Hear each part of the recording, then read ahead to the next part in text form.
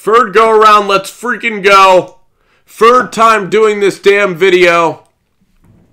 And now I have the most concise way of putting it this way. The New York Giants, period, they need to make the trade with the Buffalo Bills, okay? The Buffalo Bills in this draft, they have the 53rd pick, the 56th pick, and they also, put it this way, guys, the Buffalo Bills have 65. So Buffalo would be giving us, if we're the New York Giants, we're going to get the first 2 picks of the third round. We're going to get 2 late second-round picks along with our high second-rounder. So we have 3 second-round picks, and then we have 2 first-round picks. So we would have 8 picks in the first 66 picks of the NFL draft. 8 picks out of 66. And we'd have 8 picks, and we would have 8 picks in the first 3 rounds of this damn draft. Let me just tell you this offensive line for all you Saquon Barkley, Josh Rosen believers. Let me just tell you, I know Saquon Barkley's a talent. He can't replace 7 players. He's not going to have an offensive line. If the Giants are going to be good, we need to have the bookend of offensive line power. We need offensive linemen. We need our stable. We need Sean O'Hara. We need Luke Pettigrew. We need guys like Finn, O'Hara, Kareem McKenzie. We need our stables back. We need the hog mollies. We need a stable force of offensive linemen. And by letting Weston Richburg and Justin Pugh go, the New York Giants are basically saying that we need an offensive line. I mean, we're like Hiroshima, Nagasaki in this mother. I mean, our offensive line is in ruins. John Jerry is slated to start. DJ Fluker is a throwaway player. Eric Flowers is not a tackle in this league. He's too damn slow. We have seen that the first couple of years.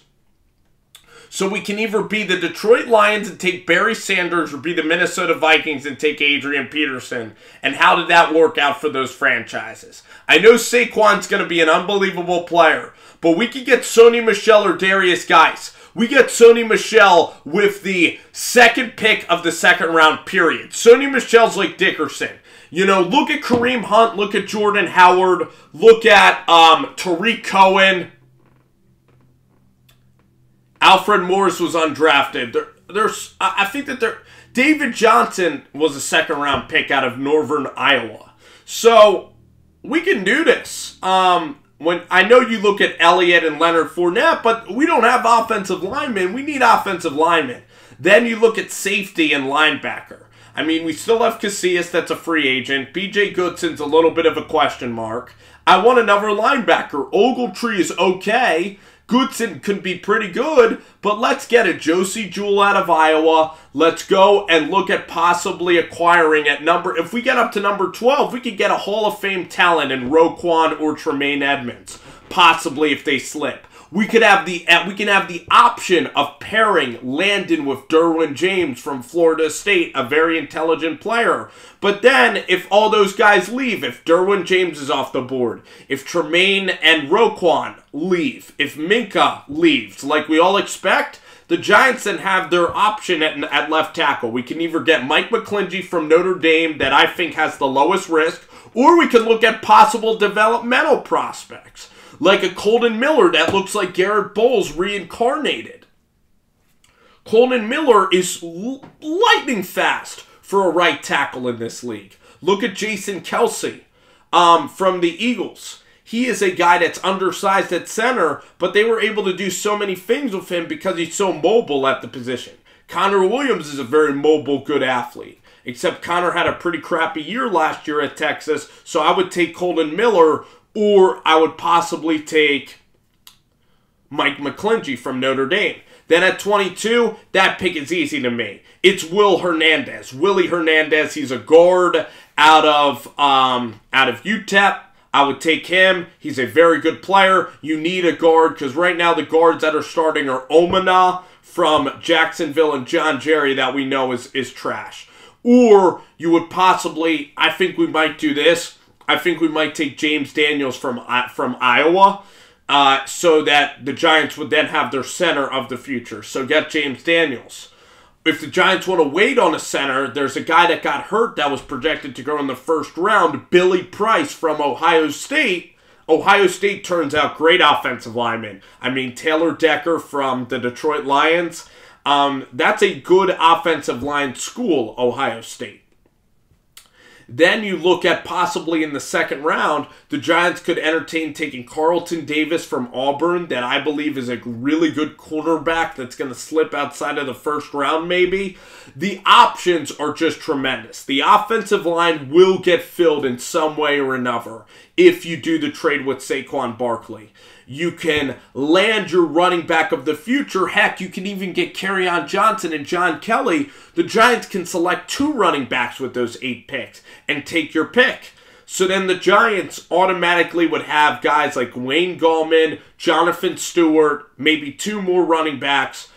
First of all, Sony Michel, if you get your franchise running back, you're not going to be looking at guys in the league like a Saquon Barkley and living with regret, because the Giants are then going to get that position filled anyway. The offensive line needs to be filled out. You could look at Vita Vea. You could look at a really good defensive tackle to pair with Dalvin Tomlinson, and then Snacks Harrison. All that money that you've invested in him, you could simply trade him, and all that money would come off of your books for future free agency.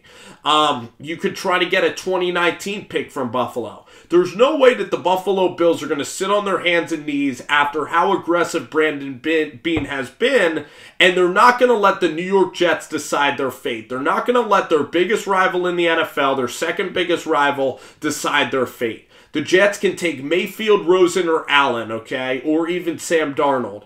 And the Buffalo Bills are not going to do that. They're going to be proactive. They're going to be trade partners. We're going to have them at their mercy. We're going to get a king's ransom for the Buffalo Bills. It's a no-brainer to me. This team, the New York Giants, is talented, but the Giants have no offensive linemen. It's time for Pat Shurmur to fill out his offensive line of the future. It's a new coach, a new general manager, and I believe Davis Webb is your quarterback going forward. It's time to get the offensive line figured out. Because if you figure out the offensive line, you're going to be competitive in this league for a damn long time. And the New York Giants in this draft can totally do that. And I think it's a no-brainer. If you take Quentin Nelson at number 2 and don't trade these picks, I think you're moronic. If you select Saquon Barkley, I think that that's a very poor decision. If you select Josh Rosen, I think that that is a poor decision, because I believe in Davis Webb.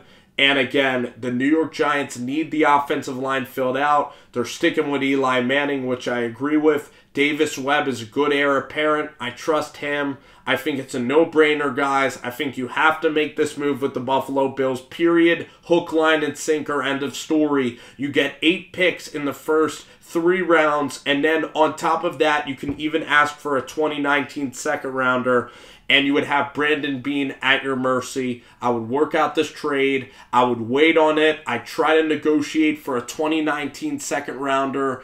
And if Buffalo hangs firm, you do this trade about a couple of days up till the NFL draft.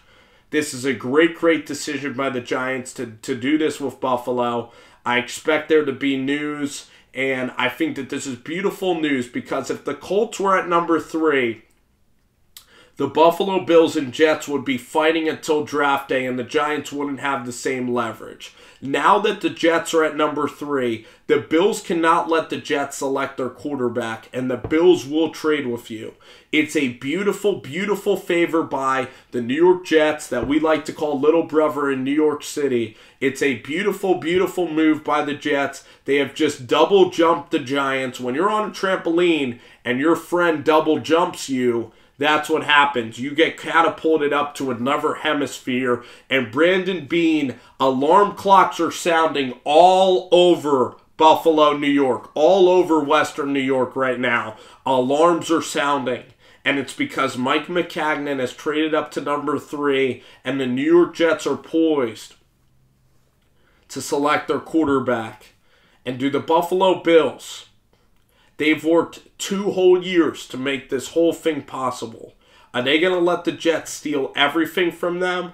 or are they going to go up and do whatever it takes to get a player that will finally be the franchise quarterback of the Buffalo Bills? Guys, that's what is happening here.